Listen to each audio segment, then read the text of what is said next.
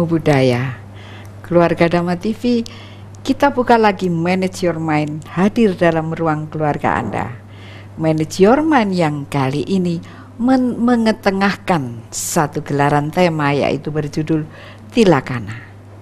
Kita tentu agak tidak mengerti begitu, Tilakana itu apa dan bagaimana. Tetapi tadi saya mendapat bocoran sedikit dari sang narasumber bahwa itu ada berisi beberapa tentang keadaan-keadaan di dalam kasunyatan, tentang 3 corak kehidupan di alam dunia yang nyata-nyata ini. Jadi ini berbicara tentang hal-hal yang tidak gaib-gaib, bukan berbicara tentang yang indigo-indigo, bukan berbicara tentang yang aneh-aneh begitu ya, yang antara ada dan tiada, tapi jelas nyata dalam kehidupan kita sehari-hari. Dalam pembicaraan kita nanti kita bisa tahu, kita bisa buktikan, bisa kita telaah apa-apa kata dari sang narasumber. Kita sapa dahulu beliau, Bante Tejabunu. Bante Tejabunu, selamat sore, selamat datang di Manage Your Mind, Bante. Ya, selamat sore Ibu Hani, dan juga saya mengucapkan selamat bertemu dengan pemirsa Dhamma TV dimanapun berada. Semoga saat ini dalam kondisi sehat walafiat, bisa beraktivitas dengan baik sesuai dengan kebenaran yang sepatutnya untuk dilakukan, sehingga bisa mencapai tujuan kehidupannya, yaitu hidup bahagia. Ya, Tilakana, Bante ya. Ini kelihatannya bahasa Pali ya, Bante ya. Leres Bu Hani. Tilakana. 3 corak yang nyata, 3 corak kehidupan yang nyata. 3 corak kehidupan yang nyata. Berarti rasanya setiap orang pasti ada di 3 hal tersebut, Bante? Iya, kita membicarakan sesuatu yang memang sifatnya universal, yang memang ada, dan kita harus mengerti, memahami itu supaya kita tidak menderita kalau terjadi hal begitu. Jadi berarti setiap orang, siapapun Anda, apapun status Anda, dari mana Anda berasal, apakah Anda dari kalangan strata orang biasa, orang miskin, orang kaya, berpangkat atau berderajat, dari golongan partai atau golongan kiri ekstrem kanan dan sebagainya, pasti terkena 3 hukum kasunyatan ini, 3 corak kehidupan ini, yang di dalam bahasa Palinya disebut Tilakana. Baik, kita bertanya kepada Bante Tejabunu yang mulia, bahwa apa Bante isinya 3 hukum kasunyatan yang pasti kena pada tiap orang perseorang ini, Bante? Kok rasanya merinding juga, Bante ya? Semua orang pasti kena ini gitu, Bante. Ya, Monggo, Bante. jadi memang kalau kita menyampaikan tentang kebenaran-kebenaran ini, kita harus bisa menyaringnya, harus bisa mengarahkannya ke dalam diri kita sendiri. Jadi bukan hanya didengar saja lewat masuk telinga kanan, keluar telinga kiri, bukan, tapi diarahkan ke dalam dirinya sendiri. Apakah memang itu terjadi pada hidup saya atau tidak? Pada saat kita bisa mengarahkan itu ke dalam diri kita sendiri, kita akan mengetahui, kita akan menyadari memang itulah adanya, itulah yang benarnya, kenyataan yang terjadi pada kehidupan kita. Tapi kalau kita tidak arahkan ke sana, ya tentu saja kita tidak akan bertambah keyakinan atau kebijaksanaan kita. Nah, Tilakana, 3 corak yang nyata ini adalah salah satu juga keyakinan bagi umat Buddha. Jadi tadi kalau kita membahas itu ada keyakinan kepada Tiratana, ada keyakinan kepada Tripitaka, kemudian ada keyakinan kepada 4 kesunyataan mulia, ada keyakinan kepada Tilakana yang saat ini kita akan bahas, kemudian ada keyakinan kepada hukum karma, hukum sebab dan akibat. Nah, yang saat ini kita akan bahas adalah penekanan kepada Tilakana. Kalau kita benar-benar meyakini ini, kita akan terbebas dari penderitaan itu. Itu dinyatakan oleh Sang Buddha bahwa segala perpaduan unsur itu akan mengalami perubahan.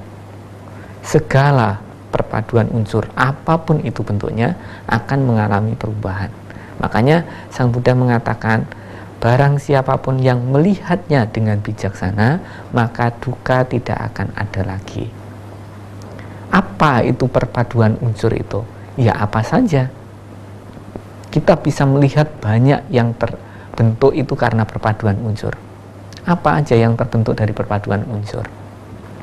Dunia kita terbentuk dari perpaduan unsur. Waktu juga, Bante. Waktu itu juga perpaduan unsur. Dari waktu kekal. detik-detik, iya, dari Terus detik ke berubah. detik terus berubah. Jadi misalnya hari, adanya satu hari ya ada 24 jam, adanya 1 jam ya adanya 60 menit, adanya 60 menit ya karena adanya detik, seperti itu. Nah, Ibu saudara sekalian, kita akan membicarakan sesuatu yang sekarang ini bermanfaat saja pada kehidupan kita untuk menyikapi perubahan itu. Jadi kalau kita harus melihat bahwa perpaduan unsur ini akan mengalami perubahan. Kalau terjadi dengan itu supaya kita tidak menderita. Kalau tadi saya contohkan itu adalah dunia, itu juga karena perpaduan unsur dan itu pasti akan berubah. Kemudian lebih kecil lagi mungkin negara. Negara yang disebut negara itu sendiri juga perpaduan. Beberapa unsur. Iya. Kemudian juga komponen. Kemudian mungkin juga rumah juga rumah tempat tinggal kita ini juga perpaduan. Kemudian kalau kita berbicara lebih mendetail ke dalam diri sendiri, tubuh jasmani kita itu juga perpaduan. Nah, perpaduan apa aja di situ? Mau diakui tidak diakui, semua terbentuk karena perpaduan. Yang pertama, unsur tanah, unsur padat, ya, unsur padat. Kemudian yang kedua adalah unsur cair, unsur air. Yang ketiga adalah unsur udara. Yang keempat adalah unsur panas. Ada 4 unsur ini. Dunia kita terbentuk juga karena 4 unsur ini. Ada matahari, ada udara, ada air, lautan, ada samudra, ada bumi. 4 unsur. Nah, kalau dunia kita ini tidak ada salah satu unsurnya, apakah bisa hidup? Tidak akan bisa hidup. Akan mengalami kehancuran di sana. Sama juga terjadinya dengan tubuh jasmani kita. Tubuh jasmani kita terbentuk dari 4 perpaduan unsur tadi. Begitu salah satu unsurnya ini tidak ada, apakah bisa hidup? Misalnya nafasnya tidak ada, bisakah hidup? Tidak bisa hidup. Pasti akan mengalami kiamat, mengalami kematian. Rumah kita juga demikian, perpaduan unsur juga. Nah, kalau kita terbentuk dari perpaduan unsur, maka kita akan mengalami proses menjadi semakin tua. Menjadi semakin tua. Dari waktu ke waktunya. Dulu kita pada waktu dilahirkan itu tidak langsung jeblok besar-besar begini, Bu Ani. Jadi dari mulai proses dari mulai pada waktu masih ada kandungan itu, dari mulai pertemuan apa namanya, sperma dan indung telur, sampai akhirnya ada kesadaran masuk, mereka terus tumbuh 1 hari, 2 hari, 3 hari, sebulan, 2 bulan, sampai akhirnya 9 bulan lengkap sudah lahir kita 9 bulan itu. Begitu kita lahir, ini pertumbuhan akan terus terjadi.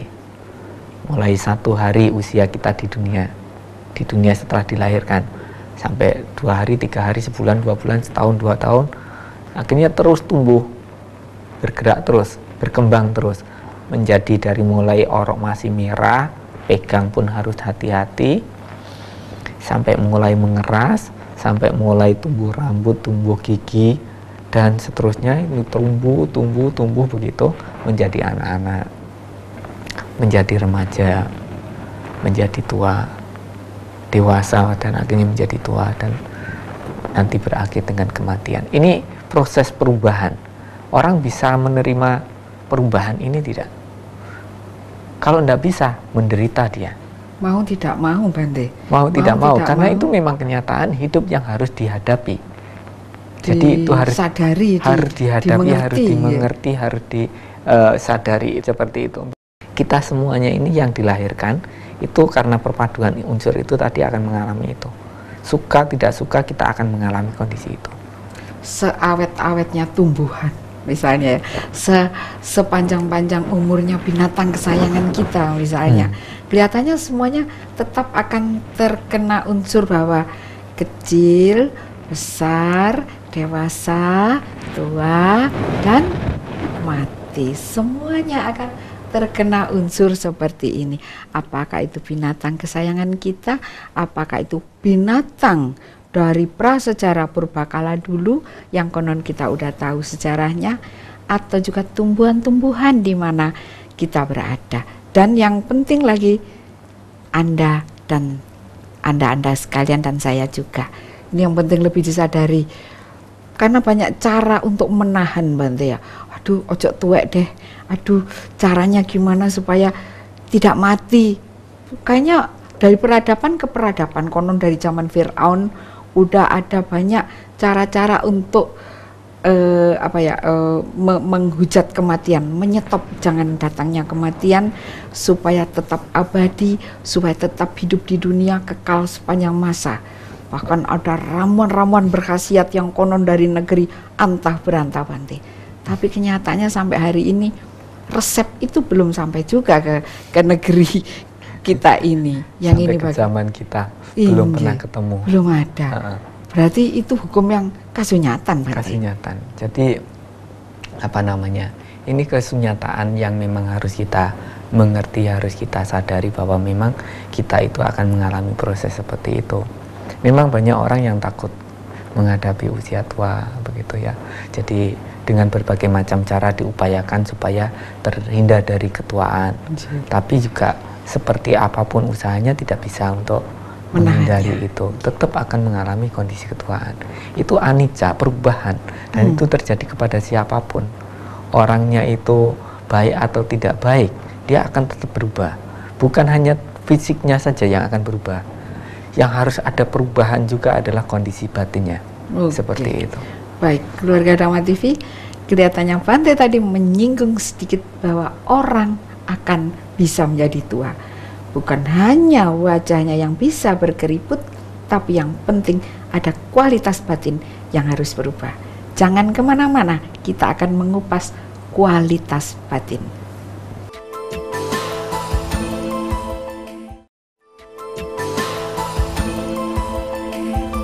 Terima kasih, kita lanjutkan bincang-bincang kita dengan sang pertapa, yaitu Bante Teja Buno ya, dari Surabaya. Kita tadi berbicara tentang jentera kehidupan, roda kehidupan yang senantiasa berputar di atas dan di bawah. Apakah hukum-hukum cokro manggilingan atau hukum-hukum jentera kehidupan ini juga ada di dalam 3 hukum corak kasunyatan kehidupan dalam agama Buddha yang disebut tilakkhana? Bagaimana Bante yang ini? Jadi tadi sudah dikatakan memang kehidupan ini selalu berputar, kehidupan ini selalu berproses. Itulah yang namanya perubahan. Jadi hidup itu pasti akan selalu berubah. Yang harus kita rubah ini, kalau jasmani kita ini kan tidak bisa dirubah, Bu Ani. Akan terus berproses, tua, sakit, mengalami kematian, itu akhir-akhirnya sampai ke sana. Tapi yang harus kita rubah itu adalah perilaku-perilaku kehidupan, pemikiran yang salah dalam diri kita.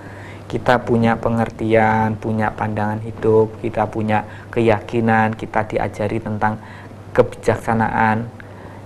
Nah, tentu ajaran-ajaran itu kita praktekkan dalam kehidupan kita sehari-hari sehingga batinnya ini akan terus berubah. Kalau dulunya tidak tahu menjadi tahu, kalau dulunya tidak baik sekarang menjadi lebih baik. Kalau dulunya tidak bijaksana sekarang menjadi orang yang bijaksana. Kalau dulunya menjadi orang yang tidak bermanfaat setelah mengerti ajaran-ajaran benar tadi bermanfaat. Itu kan namanya perubahan. Makanya Buddha pun juga mengatakan bahwa tidak ada manusia yang tidak bisa berubah. Dia bisa berubah. Sejahat apapun dia, kalau memang dia menemukan ajaran kebenaran, dia akan bisa berubah. Tapi kalau memang dia jahat kemudian tidak menemukan ajaran kebenaran, dia akan terus tersesat hidupnya tidak baik, tidak bermanfaat, tidak kesasar seperti itu. Namanya orang kesasar kan gak keroso, Bante. Nah, maunya ke Surabaya, maunya ke utara, tapi ke timur terus nggak keroso ya Bante. Bagaimana caranya mengasah batin supaya keroso, gampang keroso?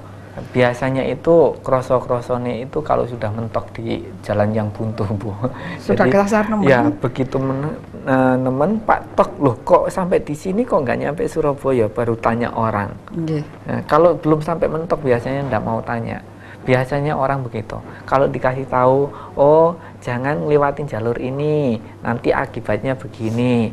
Ojo lewat dalan iki, nanti dalan ini bisa menimbulkan penderitaan. Ora percaya, Bu Ani. Tabrak terus begitu terus penderitaan. Oh iya begitu, oh iya saya dulu pikirnya ndak begini, begitu. Jadi kalau misalnya ditunjukkan oleh orang-orang yang tahu, orang-orang yang bijaksana yang mau menunjukkan jalan kebenaran kepada kita, ya tentu saja kita ngikutin aja kalau memang kita ndak benar. Kalau kembali, apakah bagi orang-orang yang sudah tua itu ada waktu buat kembali, Bante? Ada, Bu Ani. Boleh selalu kembali, Bante? Ada waktu untuk mau kembali, ada waktu untuk bisa mengarahkan dirinya sendiri tadi dengan baik, meskipun sisa-sisa hidupnya tadi. Jadi biasanya begitu sudah jalan, mentok tersesat, oh begitu dia sadar, ini ternyata jalannya tidak benar. Akhirnya dia mau kembali, mengawali dari awal kan tidak mungkin. Dia harus dari sana itu berhenti, kebiasaan buruk itu dihentikan, dan dia mau mulai untuk melakukan yang baik-baik tadi sesuai dengan pengertian yang dia miliki. Kalau tidak tahu ya boleh tanya. Makanya kan datanglah, kunjungilah para pertapa dan buktikan. Kunjungilah para pertapa, bahaslah kebenaran di sana, tanyakan, jangan malu bertanya. Kalau malu bertanya saat di jalan nanti kita tidak akan bisa mencapai tujuan kita, malah kita akan jatuh di alam-alam menderita kehidupan yang sengsara seperti itu. Jadi boleh bertanya, Bante. Jadi andai kata dari agama lain mendatangi wihara, apakah para biarawannya menerima para agama lain, Bante? Kami itu sebenarnya bisa diistilahkan orang yang mempelajari ajaran Buddha untuk dipraktekkan dalam hidup kami, ya. Jadi kalau mungkin di Indonesia memang kita harus pakai istilahnya agama, tapi sebenarnya kita itu mempelajari, meniru kehidupan Buddha, meniru, mempelajari, mempraktekkan ajaran Buddha. Jadi ini ajaran orang yang sudah mencapai kesempurnaan itu. Jadi kita mempelajari cara hidup yang benar, yang baik, yang bermanfaat, yang bisa menimbulkan kebahagiaan bagi semua orang, semua makhluk. Kalau ada orang yang mau datang bertanya, mau belajar, silahkan, monggo mau. Karena ini ajaran ini sifatnya universal. Nanti dipaksa-paksa masuk Buddha, Bante? Tidak, Ibu. Tidak ada pemaksaan di sini. Karena di sini kita memegang teguh tentang toleransi antar umat beragama. Dan kalau kita pergi ke tempat Sang Buddha pernah ada, di sana selalu berdiri Tugu Asoka. Di sana Tugu Asoka itu bisa diistilahkan prasastinya berbunyi tentang toleransi umat beragama. Kalau kita menghormati agama diri kita sendiri dengan cara merendahkan agama lain, sesungguhnya kita akan merusak agama kita sendiri. Tapi dengan cara kita memuliakan agama orang lain, sesungguhnya memuliakan agama kita sendiri. Itu maka ada Bu Ani, itu makanya kita pegang teguh sampai sekarang agama Buddha berkembang tanpa pemaksaan, tanpa kekerasan, tanpa pedang. Kenapa? Karena toleransi dijaga dengan sebaik-baiknya. Tugu Asoka ada di mana, Bante, kalau boleh tahu? Ya, kalau sekarang sih kita bisa kunjungi di tempat-tempat Buddha pernah ada di India sana. Tapi kalau sekarang sudah memang ada duplikatnya. Mungkin di Ngandat juga ada, mungkin juga di Jakarta juga ada sudah. Jadi banyak sekarang Tugu Asoka yang di ujungnya itu ada gambarnya singa. Dan di sana ada tulisannya. Kalau tidak salah di Bali, di Bubuan juga ada. Itu Tugu Asoka itu ada prasastinya yang berbunyi seperti itu. Luar biasa, keluarga Dhamma TV. Ternyata di dalam agama Buddha ada toleransi antar umat beragama, yang mana itu sudah ada dalam bulir-bulir Pancasila kita. Toleransi umat beragama, dan sudah ada juga kalimat dalam prasastinya itu sudah tertulis begitu. Kita lebih menghormati agama Buddha ini. Kita lanjutkan, Bante, tentang anicca, dukkha, dan anatta. Monggo, silakan. Jadi kalau misalnya tadi kita sudah mengerti mengetahui bahwa jasmani kita berubah, batin kita berubah. Kalau dulunya pekat karena mengerti dhamma, kita dapat kikis-kikis, akhirnya bisa menjadi lebih baik. Akhirnya kita bisa sampai sembuh untuk dari penyakit batin kita, sehingga hidupnya pasti akan berbahagia karena kondisi terkikisnya kotoran-kotoran batin kita tadi. Perasaan kita berubah, ingatan kita berubah, bentuk-bentuk pikiran kita berubah, kesadaran kita berubah. Semuanya ini berubah, Bu Ani. Tidak ada yang tidak berubah. Maka dari itu, ya, kalau kita melihat jasmani kita berubah semakin tua, tidak bisa dihindari. Yang harus kita rubah adalah kondisi batin kita. Bagaimana supaya batin kita bisa mengimbangi proses ketuaan jasmani, juga menjadi proses semakin tuanya dari batin kita menjadi lebih baik dari waktu ke waktunya. Itu yang namanya anicca. Semua kondisi yang terbentuk dari perpaduan adalah tidak kekal, adanya berubah. Dan barang siapapun yang melihatnya ini dengan bijaksana, dengan kesadaran, maka duka tidak akan ada.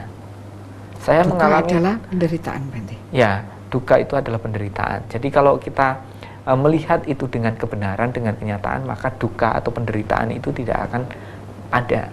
Jadi mengalami ketuaan, kesakitan, ya wajar loh. Ya wis lah, wancene loro gitu. Ya, seperti itu. Jadi sekarang mengalami penderitaan, batinnya mengalami penderitaan. Ini kan juga berubah. Pasti akan berubah. Tidak akan selamanya itu penderitaan batin itu akan ada, itu tidak. Kadang-kadang bahagia, kadang-kadang menderita, kadang-kadang bahagia, kadang-kadang menderita. Sekarang saya tanya ini, Bante. Ini bicara penderitaan ya. Iya, ini itu. Sekarang kebahagiaan, Bante. Kan termasuk anicca juga ya. Iya. Tentang cinta sejati, Bante. Dua pasang kekasih saling bercinta-cintaan, sehidup semati, berjanji pokoknya tidak akan hidup tanpa dia. Mereka berjanji sehidup semati. Kalau lo mati, gua juga mati, kayak gitu ya, Bante. Nah, kemudian mereka hiduplah bersama-sama setahun, 2 tahun, 3 tahun, hiduplah kebahagiaan itu. Kemudian tahun ketiga mereka berantem, ayo mati gua apa mati lu, yang ini bagaimana, Bante, kok bisa begini? Mana cinta sejati, Bante? Ya, dikatakan bahwa sesungguhnya itu tidak ada yang cinta seperti itu. Tidak ada, Ibu Ani. Itu hanya pernyataan untuk meyakinkan supaya orang yang kita harap membahagiakan, dapat membahagiakan kita tadi mau jadi pasangan kita, sehingga bisa diistilahkan kamu adalah Arjuna hidup ya, Arjunaku, pokoknya dunia akhirat paling cantik, paling tampan segala macam. Ya, karena pada saat itu kita menginginkan dia. Tapi begitu keinginan kita atau harapan-harapan kita tidak tercapai, ada kekecewaan. Ya, keinginan-keinginan kita ini mulai terganggu, ya, hidup kita mulai terganggu, kita menjadi tidak nyaman, tidak puas. Ini baru kita boleh bertahan dulu, disabar. Tapi lama-lama meledos juga, Bu Ani. Jadi harus ada keterbukaan, harus ada komunikasi. Jadi kalau cinta seperti itu sebenarnya cinta yang tidak bahagia. Ini jadi, termasuk yang mana dalam 3 hal tadi, Bante? Ya, cinta ini tidak kekal. Anicca juga, berubah juga kan? Iya, menimbulkan duka. Makanya Sang juga Buddha, ada anatta, Bante. Ya, nanti Sang Buddha mengatakan begini, Bu Ani. Piyato jayati suku, piyato jayati bayang, piyato wipamuta saat di suku kutu bayang. Dari cinta timbul ratapan, dari cinta timbul tangisan, dari cinta timbul kesedihan. Barang siapapun yang memiliki cinta, dia akan meratap, bersedih, dan menangis. Kalau gitu siapa dah ini yang mau bercinta lagi? Itu kan cinta-cintaan yang maksudnya itu kan muda-mudi tadi. Tapi kayak kenyataannya gitu loh, Bante, itu betul semua loh itu. Ya, tapi kalau kita memiliki cinta yang sifatnya universal, tidak begitu, Bu Ani. Jadi seperti hanya kami para Bante ini menerapkan cinta yang sifatnya universal. Cinta yang universal, Bante. Iya. Baik, keluarga Dhamma TV, ternyata di balik cinta yang penuh sensasi tadi ada cinta yang universal. Kita bahas setelah yang satu ini. Tetap stay tune Dhamma TV.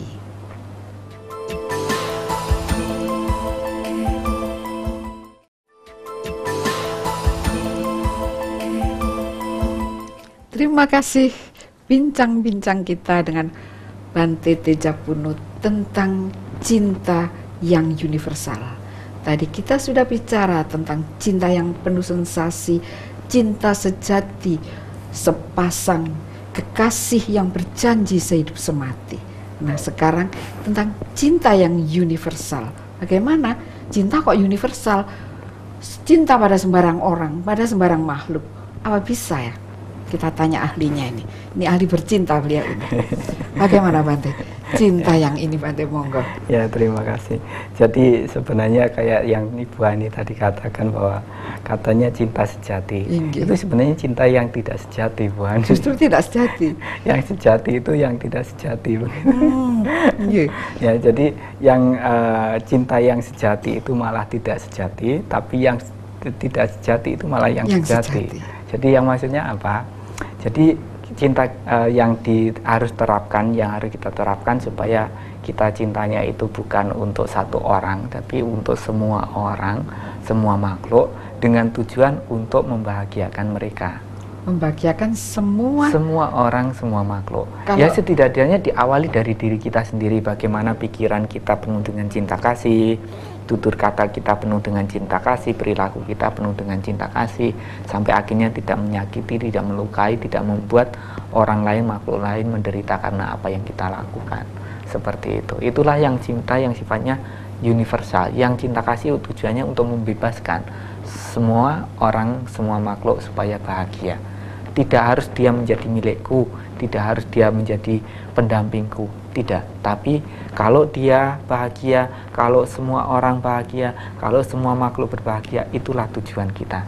Semoga semua makhluk berbahagia. Apa bisa begitu ya? Kalau saja orang yang dicintai ini diambil oleh orang lain, biarlah pasanganku bahagia dengan orang lain. Bisakah Anda berkata begitu? Itu rasanya sulit, Bante. Kalau yang tadi cinta yang nafsu tadi, yang akan menimbulkan ratapan tangisan tadi, tidak bisa, Bu Ani. Tidak bisa. Dia harus menjadi milikku. Jadi tujuan cintanya tadi adalah untukku, untuk mengikat dia, untuk menjadi hanya milik kita, tidak untuk siapapun. Jadi kalau cinta yang seperti ini yang akan menimbulkan ratapan, timbulkan tangisan, timbulkan kesedihan. Kalau diambil orang lain, dihianati atau apa, kita sudah sedih, sudah nangis, tidak bisa makan, tidak bisa tidur, dunia rasanya kiamat, sudah begitu. Seperti itu karena cintanya tadi diambil orang atau menjadi milik orang atau selingkuh, seperti itu. Jadi membuat dia menderita. Karena tujuannya kan dia itu milikku, dia itu harus menjadi pendampingku. Ya, semua kan dunia ini kan egosentris, semuanya kan all about me, Bante. Makanya dari itu kita mengajarkan bagaimana supaya kita itu tidak tujuannya untuk dia menjadi milikku. Kita tidak pernah mengatakan ini milikku, ini keluargaku, ini saudaraku, ini aku, semuanya tidak ada begitu. Yang kita anggap adalah semua orang, semua makhluk itu sama seperti saya. Mereka pengen bahagia, saya pun juga pengen bahagia.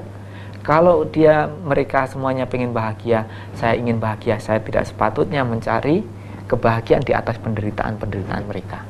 Saya pengen bahagia, yang penting bahagia. Masalah kamu menderita, makhluk lain menderita, itu terserah mereka, tidak bisa. Itu urusan dia. Itu tidak bisa. Kita harus benar-benar bagaimana perilaku, ucapan, kehidupan kita ini bisa membawa kebahagiaan bagi mereka semua. Setidaknya tidak menyiksa, tidak membunuh, itu saja sudah bagus. Karena sila yang pertama dalam ajaran Buddha pun juga menekankan itu. Tidak membunuh makhluk hidup, apapun itu. Kalau tidak membunuh makhluk hidup itu minimal ya, Bante ya, kan menjaga ekosistem, Bante. Padahal ekosistem kita ini sudah rusak saat ini ya. Sehingga tikus pun kurang makan, sehingga tikus menyerang padi di sawah. Kemudian juga banyaknya tomcat. Nah, karena tomcat nggak ada lagi tempatnya. Dulu tomcat kan menyerang hama-hama itu, nanti dia jadi makanan burung ya. Sekarang burungnya nggak ada, burung semua di dalam sangkar, Bante. Tentang ekosistem di dalam membunuh bagaimana, Bante? Iya, jadi memang kita tidak melakukan pembunuhan bagi mereka, tapi mereka secara hukum alamnya sendiri akan memakan. Hukum dari hukum rimba yang terjadi di ekosistem itu seperti itu. Jadi kalau salah satu ekosistemnya itu terganggu, dia akan merusak, merajalela yang lainnya.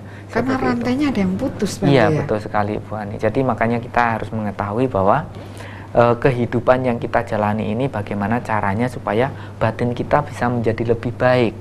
Bukan untuk menyiksa, untuk membunuh makhluk hidup yang sama-sama menginginkan kebahagiaan, tetapi bagaimana kita bisa memberikan, melakukan sesuatu yang terbaik bagi kehidupan, untuk manfaat kehidupan, untuk manfaat bagi semua makhluk. Nah, itu semuanya tergantung dari kondisi kita mampu atau tidaknya mengikis semua kotoran bagi batin kita. Kalau kita bisa mengikis sebab-sebab penderitaan dalam batin kita, penderitaan akan berakhir, maka duka tadi akan tidak ada, Bu Ani.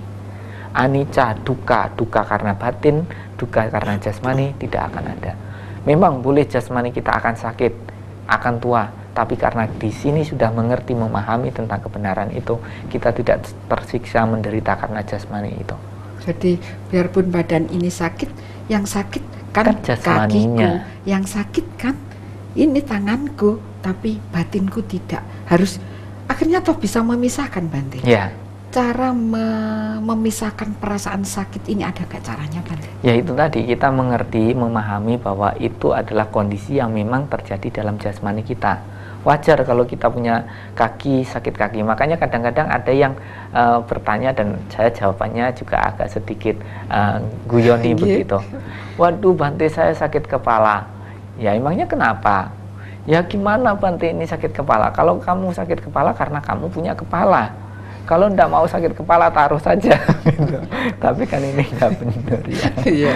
Itu resiko kita punya jasmani, kita akan sakit karena jasmani kita. Tapi kita harus batinnya ini yang harus dibersihkan. Karena kalau kita batinnya ini tetap sakit, menderita, ini akan menimbulkan penderitaan kehidupan yang berkelanjutan.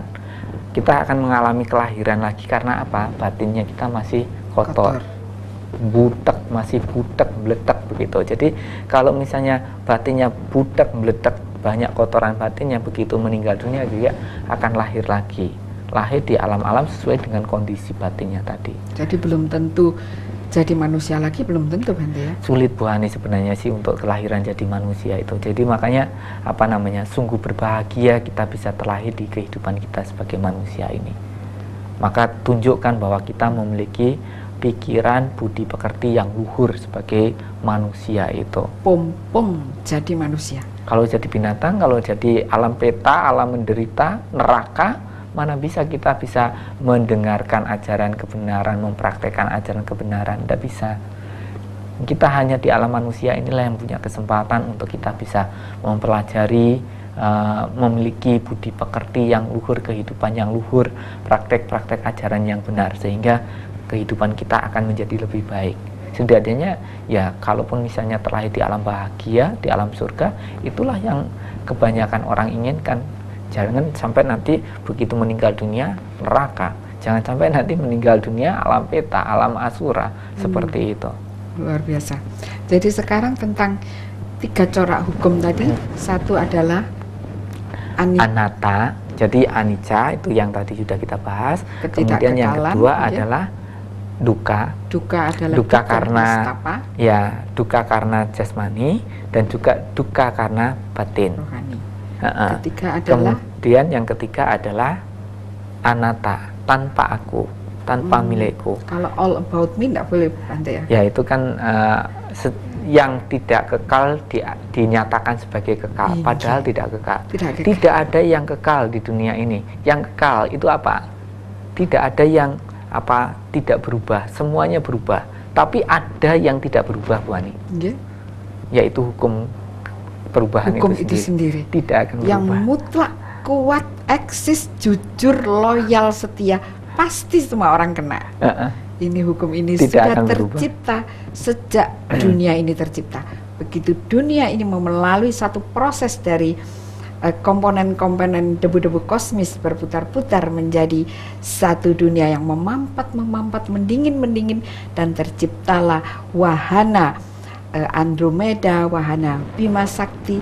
Maka langsung di situ juga ada hukum tata jagat raya yang disebut tadi adalah hukum 3 corak kehidupan atau tilakana. Hati-hati, semua orang, siapapun Anda, bisa terkena apa yang disebut tilakana. 3 hukum corak kehidupan. Pasti itu Bante ya?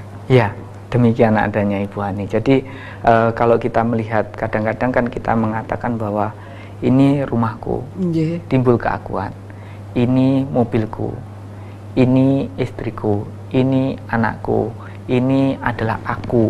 Kalau tidak ada aku, ini tidak akan begitu. Ini karena aku, karena kita tonjolkan keakuan-keakuan. Nah, kalau kita berpisah dengan yang kita anggap milikku tadi, dikatakan Bu Hani, berpisah dengan yang dicintai dan disayangi adalah penderitaan. Menderita lagi Bu Hani. Pengennya bahagia karena timbul keakuan jadi penderitaan gitu. Sedikit Bante, monggo untuk pesan terakhir bagi tentang 3 corak kehidupan ini. Ya, baik. Jadi apa yang kami sampaikan ini sebenarnya hanya sebatas teori saja, tapi harus diarahkan ke dalam batin. Kalau memang itu benar, akuilah sebagai kebenaran. Jadi jangan sampai nanti yang benar dianggap yang salah, tapi yang salah malah dianggap benar. Ya, seperti itu. Jadi kalau kita melihat dengan kebenaran, hidup adalah perubahan, dan perubahan yang lebih baik harus kita wujudkan dari dalam diri kita sendiri, dari batin kita sendiri, supaya kita bisa mengatasi penderitaan hidup kita dengan cara kita mengerti, memahami hidup penderitaan. Ada sebabnya kenapa kita menderita, dan sebabnya inilah yang harus kita kikis, yang harus kita bersihkan supaya kita tidak mengalami penderitaan. Semoga hukum anicca, dukkha, anatta yang hari ini kita bahas ini bisa dimengerti, bisa dipahami, sehingga kita bisa terus memahami, mengerti, tidak menderita karena kejadian yang terjadi karena 3 hukum alam yang terjadi atau menimpa kita. Semoga selalu berbahagia. Terima kasih Bante Tejapuno yang telah bersama-sama kita dalam Tilakana. Baik keluarga Dhamma TV, Manage Your Mind sudah terpojok di sudut waktu. Saatnya kita berpisah. Mind is not everything, but everything come from your mind. So please manage your mind. Oke, sampai jumpa pada minggu yang akan datang. Semoga semua makhluk berbahagia. Rahayu.